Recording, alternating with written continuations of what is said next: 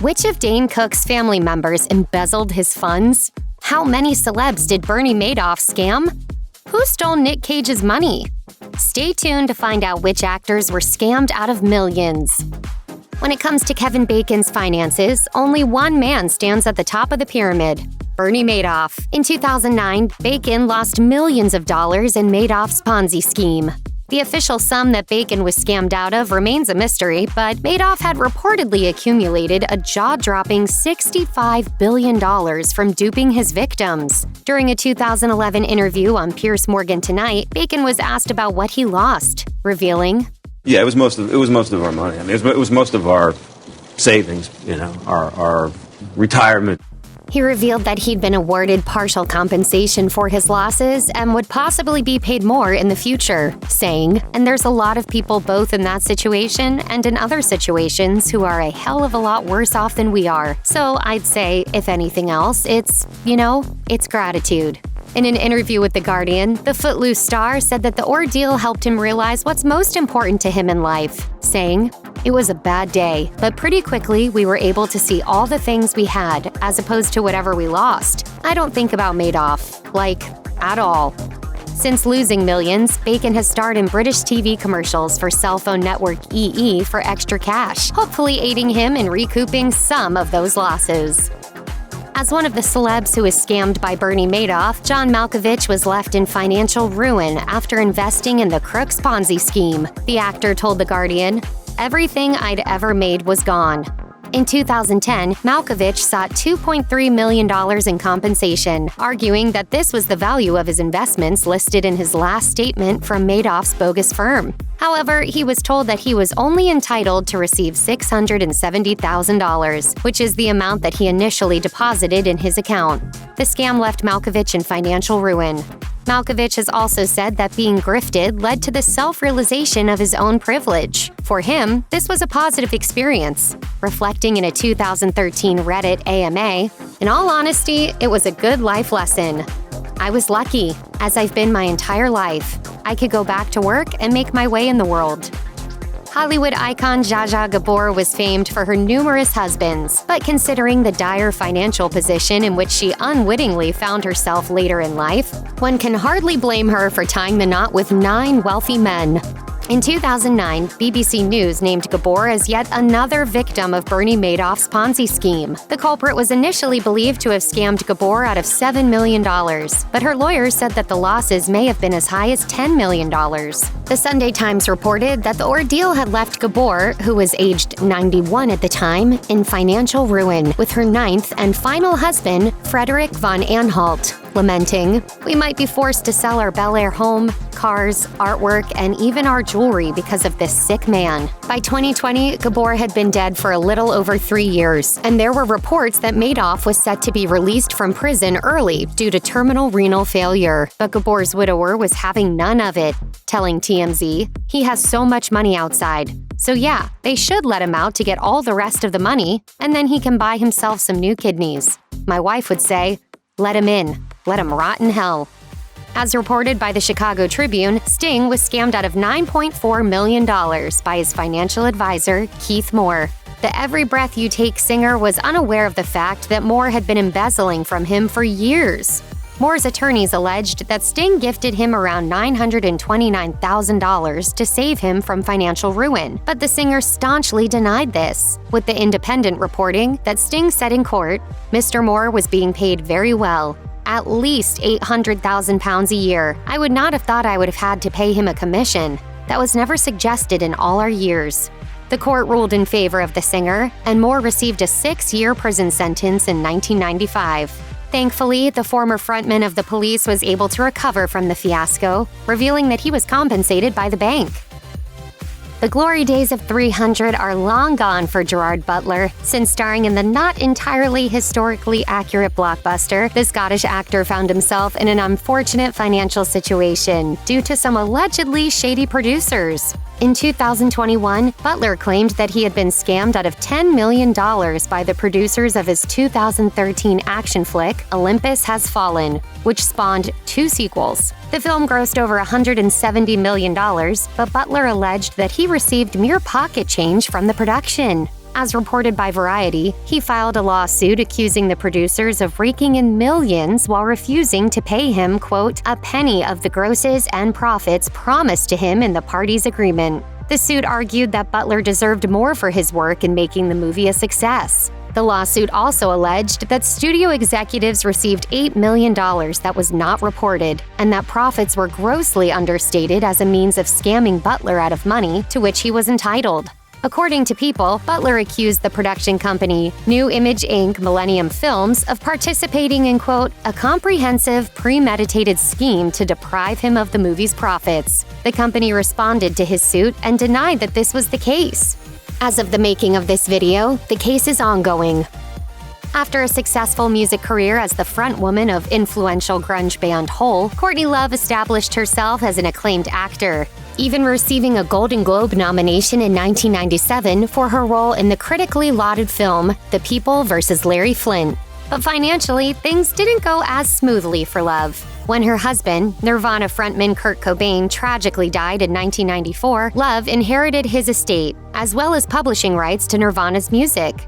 Because Nirvana was one of the biggest acts on the planet, Cobain had made a hefty amount of cash in his brief lifetime. But the people who handled his estate allegedly swindled Love out of millions. In 2009, her attorney at the time, Rhonda Holmes, told Page Six that Love was, quote, looted of more than $30 million cash and up to $500 million in real estate.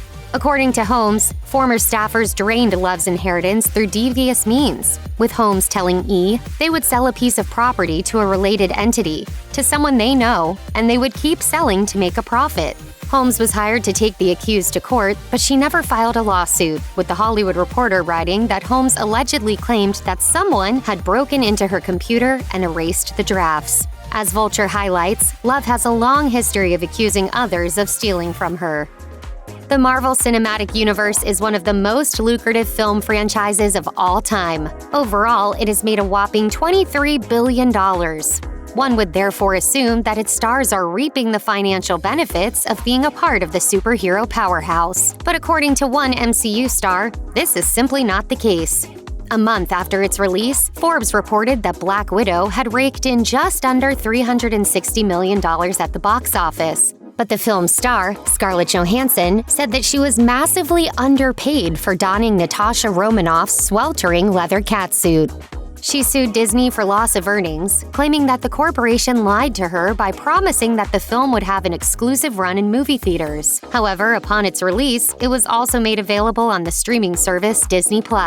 In a report from NBC, Johansson's attorney wrote, Disney has enjoyed the benefits of having one of Hollywood's top actresses promote its wholly owned subscription service at no additional cost to Disney and with the intended effect of taking money out of that actress's own pocket.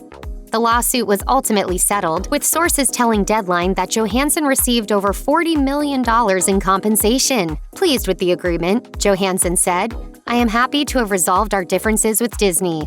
I look forward to continuing our collaboration in years to come.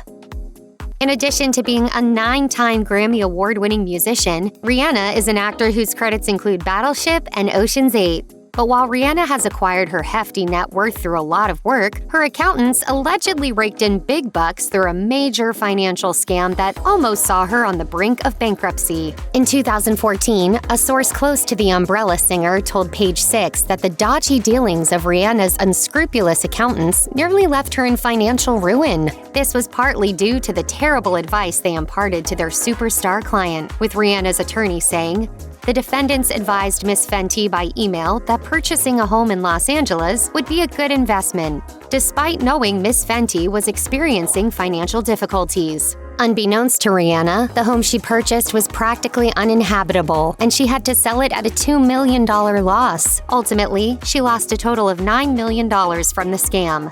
Per Reuters, the singer's accountants were also accused of taking advantage of the fact that Rihanna was an innocent and trusting teenager when she first hired them. In a report from The Hollywood Reporter, it was alleged that they exploited her financial naivety and grossly mismanaged her finances, charging 22% commissions and causing her to lose millions of dollars. According to Page Six, she was offered around $10 million in an out-of-court settlement after initially suing for $35 million.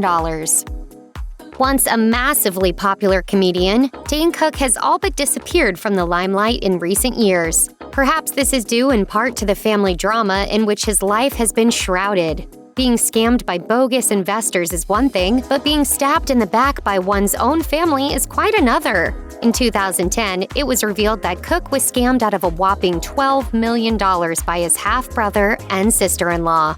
And then Monday I woke up and I literally sat up in my bed, turned to my girlfriend, woke her up, and I go, I think my brother stole all my money. According to CNN, Daryl McCauley and his wife Erica embezzled from the comedian for years. The former had been hired as a financial advisor and was well and truly cooking the books. Shockingly, he was transferring large amounts of Cook's money into his own accounts, as Massachusetts Attorney General Martha Koch said. For several years, Mr. McCauley abused his position as a family member to gain Mr. Cook's trust and stole millions of dollars for his own personal gain. Daryl and Erica McCauley received jail sentences of 6 and 3 years, respectively. On the Your Mom's House podcast, Cook spoke about the extent of the scam, which he unearthed after attempting to purchase a house in California, revealing, I ended up talking to my brother and saying, I found a new business manager out here. You're going to have a different position in the company. He did not like that because he'd been sending me fake statements for maybe 10 years. He ended by poignantly telling the hosts that his brother was once his, quote,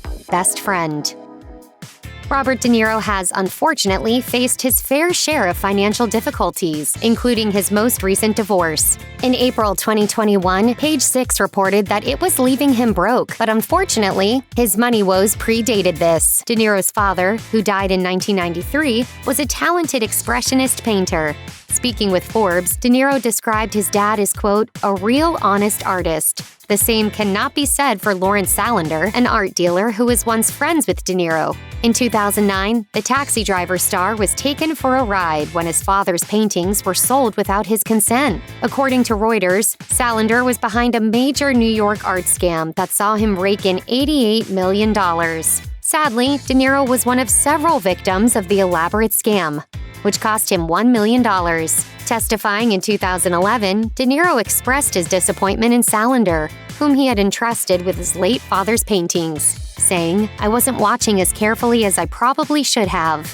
I trusted Larry implicitly. I thought that anything that he did, it was going to be good.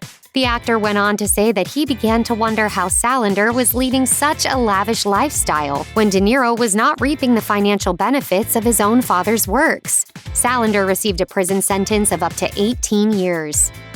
Many celebs have found themselves in severe debt due to years of unpaid taxes. But sometimes tax evasion isn't necessarily the fault of the celeb. Take Wesley Snipes, for instance. The Blade star was famously embroiled in a tax evasion scandal, which saw him released from jail in 2013 after a 3-year stint. The Guardian reported that although he was found not guilty of tax fraud, he was convicted of failing to file a tax return and was ordered to pay the IRS $23.5 million. So why'd you get locked away? Tax evasion.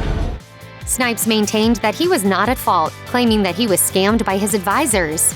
As reported by USA Today, the actor alleged that his financial team told him he legally didn't have to pay taxes. He was indeed paying taxes up until 2000, when he began listening to the bogus advice given to him by Eddie Ray Khan and Douglas P. Rosol, both of whom were convicted of tax fraud and conspiracy. Snipes also suggested that racism affected the outcome of his trial.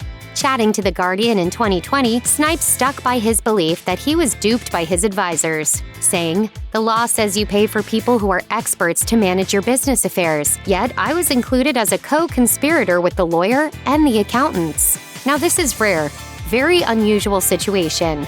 Asked whether he believed his conviction to be, quote, a miscarriage of justice, Snipes replied, "Absolutely. Of course it was unfair." Judy Garland was one of the biggest superstars of her generation, and she remains a Hollywood icon, so it should come as quite the shock that she died in debt. Freddie Fields and David Begelman were Garland's agents. They were supposed to have her best interests at heart, but instead, they embezzled over $1 million from her. She lost all her earnings, and the Mirror reported that she owed the IRS hundreds of thousands of dollars at the time of her death. According to the book Judy and I, My Life with Judy Garland, which was written by Garland's ex-husband, Sidney Luft, the couple filed a $2.5 million lawsuit against Fields and Begelman, arguing that the agents, quote, deliberately and systematically misused their position of trust so as to cheat, embezzle, extort, defraud, and withhold over $1 million for their personal use, which rightfully belonged to Judy Garland. As reported by the Chicago Tribune, Fields pressured Garland to work even when she was severely ill. Of Garland, who, it should be noted, was not a girl but in her 40s at the time, Fields said, I really now firmly, sincerely, deeply believe that the best thing for this girl's health, security, mind, sanity is to get back to work. This girl's reality is work. If she goes down the drain, then I don't know what the hell you got. Maybe the best you'll get is a wife in a hospital. Alas, Sylvester Stallone may play a tough guy on screen, but he's been duped on more than one occasion in real life. Vanity Fair reported that in the late 90s, Hollywood financial advisor Kenneth Starr allegedly scammed Stallone out of $10 million by purposely giving him bad advice relating to the ailing Planet Hollywood dinner chain. The case was settled, with Stallone receiving an unspecified payout. In 2011, the New York Post reported that Starr was sentenced to 7.5 years in prison for defrauding numerous celebs out of $33 million. But the action star's financial woes didn't end there. In 2017, Stallone launched a fraud lawsuit against Warner Brothers, alleging that the studio robbed him of millions of dollars in profits from his film Demolition Man. The complaint was filed through Stallone's company, Rogue Marble, with the lawsuit stating, "The motion picture studios are notoriously greedy. This one involves outright and obviously intentional dishonesty perpetrated against an international iconic talent." WB just sat on the money owed to Rogue Marble for years and told itself, without any justification, that Rogue Marble was not owed any profits. According to the lawsuit, Stallone should have received 15% of the film's gross, which was $125 million or higher, but he'd been repeatedly lied to and sent bogus accounting records. In 2019, Variety reported that the case was settled for an undisclosed amount. Once a venerated Oscar winner, Nicolas Cage is now notorious for saying yes to just about any movie script that's sent his way, and of course, for becoming a living meme. His eagerness to add several movies a year to his IMDb page may be partly due to the actor finding himself on the precipice of financial ruin. Cage is well known for his financial woes, but he claims that his former business manager, Samuel Levin, is at fault, alleging that he was defrauded out of millions. In 2009, TMZ reported that the actor was suing Levin for leading him, quote, down a path toward financial ruin. Cage claimed that Levin's sheer incompetence was to blame for his monetary woes, namely due to the manager's alleged elusiveness in showing his client the true extent of his precarious financial situation. The lawsuit went on to state, Levin placed Cage in numerous highly speculative and risky real estate investments, resulting in Cage suffering catastrophic losses. Subsequently, Cage sought $20 million in recompense. In 2010, the lawsuit was settled, as well as a countersuit by Levin, with an insider telling TMZ, Nick is happy that it is resolved. Whether Cage received his $20 million payout remains a mystery. Check out one of our newest videos right here. Plus, even more Nicki Swift videos about your favorite celebrities and their fortunes are coming soon. Subscribe to our YouTube channel and hit the bell so you don't miss a single one.